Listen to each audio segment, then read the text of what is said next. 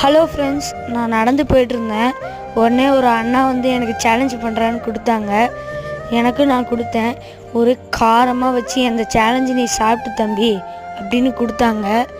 நானும் எப்படியோ பார்த்தேன். என்னால் முடியுமான்னு டவுட்டோட நம்பிக்கை வச்சு என்னை 1 2 3ன்னு சொல்லி நான் சாப்பிட ஆரம்பித்தேன். என்னால் முடிஞ்ச வரைக்கும் அந்த காரத்தை கூட நான் தாங்காமல் எப்படியும் அந்த கிஃப்ட்டு வேணும்னு நான் சாப்பிட்டேன் ஃப்ரெண்ட்ஸ். ஸோ எனக்கு ரொம்ப சந்தோஷமாக இருந்துச்சு. இந்த கிஃப்ட்டு இந்த சேலஞ்சை நான் மறக்கவே மாட்டேங்கிற மாதிரி நான் முழுசாக எப்படியோ நான் முடிச்சிட்டேன். எனக்கு செம்ம காரம் தாங்கிக்கிட்டேன். உடனே அந்த அண்ணா எனக்கு கிஃப்டாக எனக்கு ஒரு பிளேட்டு பானிபூரி முழுசாகவே எனக்கு தந்தாங்க.